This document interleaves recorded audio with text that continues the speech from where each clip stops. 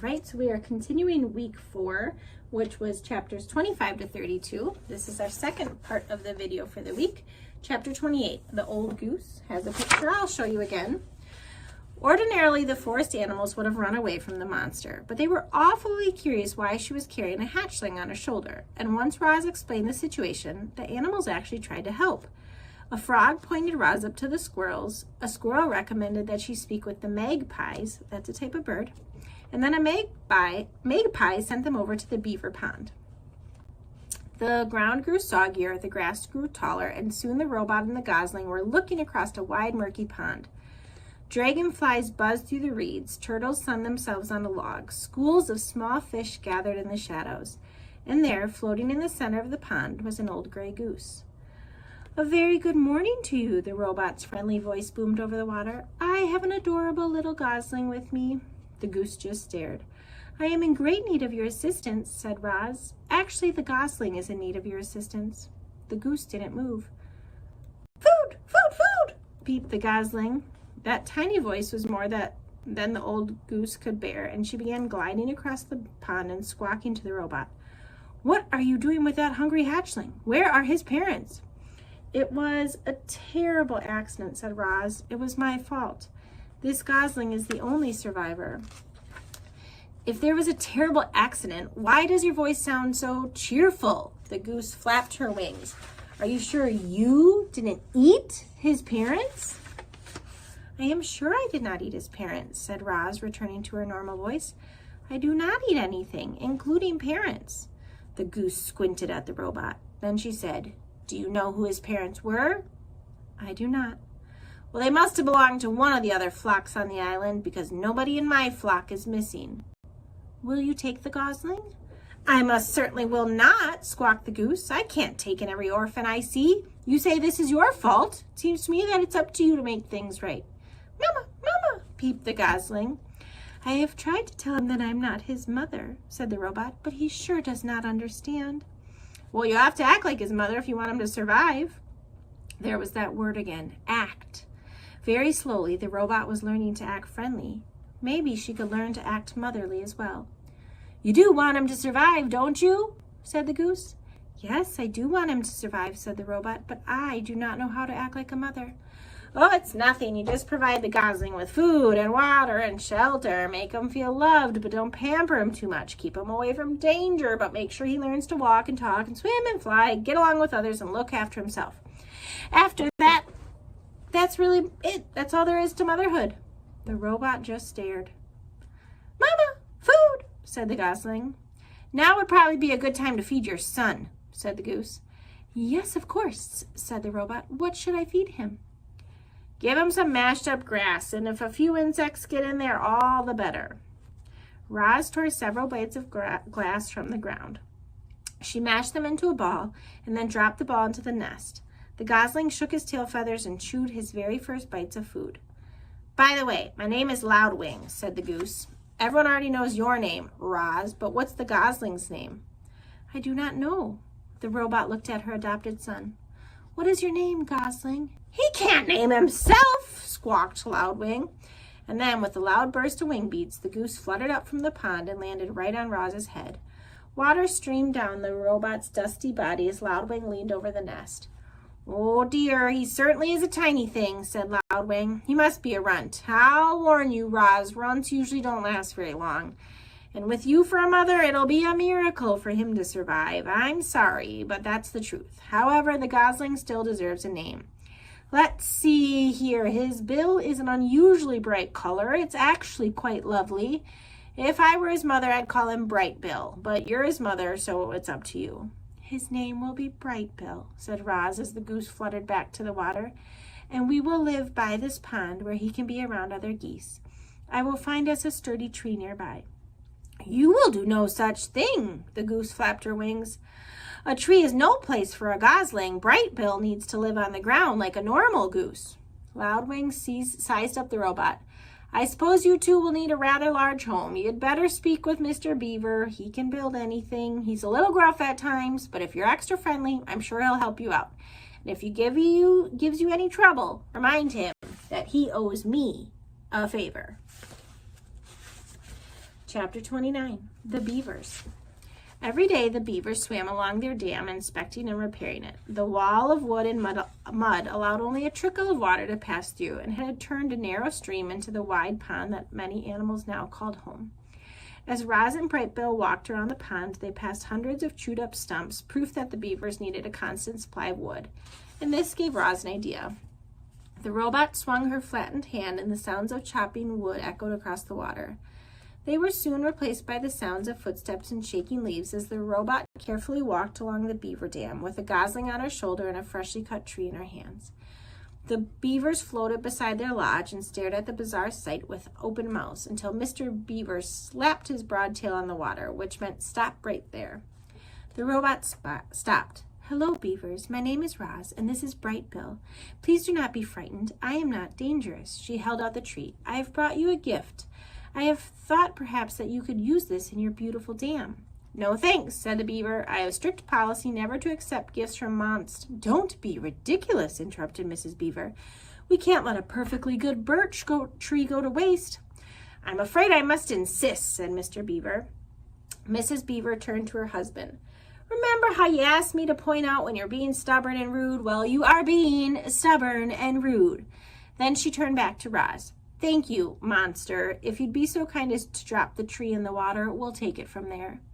"I am not a monster." Roz tossed the tree like a twig. "I am a robot." The tree smacked against the water and sent the beavers bobbing up and down. Just then, Brightbill started peeping. "Mama, hungry!" So Roz dropped a ball of grass into the nest. "The gosling thinks you're his mother?" came a quiet voice. It was Paddler, Mr. and Mrs. Beaver's son. "His real mother is dead," said Roz, "so I've adopted him." There was a brief silence. Then Paddler looked up at Roz and said, "You're a very good robot to take care of Brightbill." Mr. Beaver sighed. Yes, that's very good of you, Roz, but I don't understand what any of this has to do with us."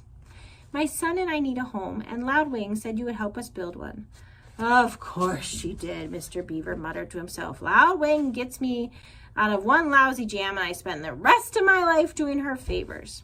Mrs. Beaver glared at her husband. "Sorry," he said, realizing he was being stubborn and rude again. "Stay right there, Roz. We need to have a family meeting." The three beavers slipped under the water, and a moment later their muffled voices could be heard inside the lodge. The robot stood on the dam and patiently waited with her son. "Mama, Mama!" "Yes, Brightbill, I am trying to act like a good mother." A ripple, and Mr. Beaver's head appeared above the water. "If you bring us 4 more trees, good healthy ones, maybe I'll have time to help you in the gosling." "That is wonderful," said the robot. "We will be right back." Chapter 30, The Nest. We have a couple more of this chapter. "I've built my fair share of lodges over the years." Mr. Beaver stood at the water's edge. "But I can't say I've ever built one for a robot and a gosling. So just exactly what do you need?" "We need a lodge big enough for both of us," said Roz. "It should be comfortable and safe, and it should be near the pond." "How long do you plan on living in this lodge?" "I don't know." "Then we better make sure it's strong and sturdy." Mr. Beaver stroked his whiskers as he thought. "Do you plan on having friends over? The missus loves to entertain." "I do not have any friends." "No friends? Well, you seem like a pretty likable robot, but if you want my advice, you should grow yourself a garden. Your neighbors won't be able to resist the fresh herbs and berries and flowers. Just you wait and see. So we'll make sure there's a place for a garden. We'll give your lodge some extra space for the friends you'll be hosting." The beaver winked. "We also need to find a way to keep your lodge comfortable when it's cold outside. Our lodge is heated by our own bodies. I think we'll have to find another way to heat yours." The beaver and the robot thought about heat for a while. The first thing that came to Roz's mind was the sun, but then she remembered the hot sparks she had felt while sliding down the mountain peak. "I could heat our lodge with fire," she said. Mr. Beaver blinked his little eyes. "I will need to experiment," Roz continued, "but I think there is a way." "You go right ahead, Roz," said the beaver, "but would you try not to burn down the entire forest?" "Do not worry, I will be careful." "Let's move on," sighed Mr. Beaver. "The next order of business is to find a site for your lodge. The meadow across the water would be perfect, but the hares will have a fit if we try to build there. I think we should clear out some trees and build right in the forest, and I know just the place." The beaver took them along the water and up to a dense section of forest that jutted into the pond. "It needs some work," said Mr. Beaver, trudging through the thick weeds, "but this ought to do the job." "Yes, this ought to do the job," said Roz in her friendliest voice. job, said Bright Bill. Mr. Beaver was incredibly skilled at taking down trees, but even he couldn't keep up with Roz's powerful chopping hands. So he let the robot do the hard work. He pointed out the trees and shrubs that needed to go, and Roz started hacking away. By sunset, they were standing in a newly cleared site, and they had more than enough wood to build the lodge. You did some fine work today, Roz, Mr. Beaver yawned. I'll return in the morning, and we'll pick up right where we left off. What would you like me to do, said the robot. Tonight? So you still feel like working, do you? Very good. Well, you can start by digging out these tree stumps, and you can collect all those large flat stones over there. And you can smooth down this patch of dirt so we have a nice place to build. That should keep you busy. The next morning, Mr. Beaver returned to find that Roz had been very busy indeed. All the tree stumps had been dug up and the holes filled in with dirt. 20 large stones had been stacked, and the ground was now perfectly level. But what most astonished Mr. Beaver was that Roz and Bright Bill were huddled around a small crackling campfire. Mr. Beaver moved his lips, but no words came out. Bright Bill was cold, said Roz, so I taught myself how to make a fire. But how? I discovered that when I strike these two stones together, they create sparks like this. I directed the sparks onto dry leaves and wood until they ignited. Once I had a fire, it was easy to keep it going. And if I need to put it out, I can just add water. Mr. Beaver sat and warmed his paws. I have never seen fire in such a neat little bundle. He stared into the flames. I've only seen it blazing through the forest, burning everything in its path. But this is marvelous. He took another minute to enjoy the warmth. Then he and the robot got to work. Mr. Beaver asked Roz to dig a trench here, to place large stones there, to arrange logs this way, to smear mud that way. Birds and squirrels perched in the trees and watched the new lodge take shape. It resembled the Beaver Lodge, but it was a larger, great dome of wood and mud and leaves. A simple opening in the wood served as the entrance, and the door was nothing more than a heavy stone that the robot could slide out of the way. Inside the lodge was one big round room. The arched ceiling was high enough that Roz could stand upright. A fire pit was set in the center of the floor, and a mesh of thin branches above acted as a vent. Long stones lined the interior walls like benches and were covered with thick cushions of moss. There was even a hole for storing food and water for Bright Bill. You got yourself a beautiful pond property, said Mr. Beaver. What are you going to name it? I do not understand. Why, a beautiful lodge like this deserves our name. We call our lodge Streamcatcher. The robot's computer brain didn't take long. The lodge is for Bright Bill. Bright Bill is a bird. Birds live in nests. Could we call this lodge the Nest? Huzzah! Squeaked the beaver. The Nest is a fine name for your lodge. Nest! Nest! Laughed Bright Bill. They stood outside the nest and admired their handiwork until Mr. Beaver's belly began to grumble. That sound means it's time for me to go get dinner. Thank you very much, said Roz. We could not have done this without you. You're quite welcome, said Mr. Beaver, smiling. For your garden, you'll want to speak with Tawny, the doe who lives over the hill. She'll know just what to do. And now, if you excuse me, I have to hurry home before Paddler eats all the best leaves. Enjoy your first night in the nest. Chapter 31, The First Night. The stars were out. A fire was crackling in the fire pit. Roz and Bright Bill were settling into their first night in their new home. This lodge is where we will live from now on. The robot plucked her son from his little woven nest and placed him on the floor. I hope you like it. The gosling did like it. He liked that it was big and warm and peaceful, and he liked knowing that the forest and pond were just outside. He waddled around, peeping to himself and exploring every little corner of the lodge until it was time for bed. His mother carefully laid him on a soft cushion of moss, but he didn't want to sleep there. So she put him back in his little nest, but he didn't want to sleep there either. Bright Bill looked up and said, Mama, sit. Roz sat down. Then he said, Mama, hold. Roz held him. The robot's body may have been hard and mechanical, but it was also strong and safe. The gosling felt loved. His eyes slowly winked closed, and he spent the whole night sleeping quietly in his mother's arms. Chapter 2, The Deer.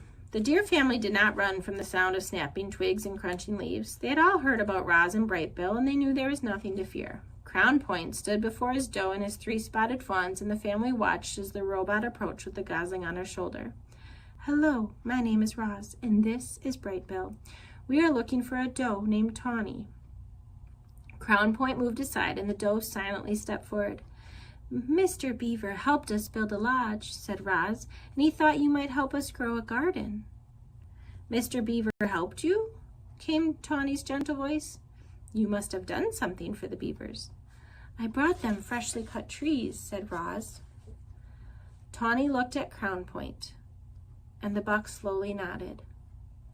I will help you grow a garden, said the doe to the robot, if you will let my family eat from it. The robot nodded in agreement, and then she quietly led Tawny back to the nest. That is the end of chapter 32. We'll be back, chapter 33, the garden. Keep doing your bingo sheets so that you can win a robot or a coloring book, and then soon you'll hear about the Lego challenge and the movie night. Keep it up.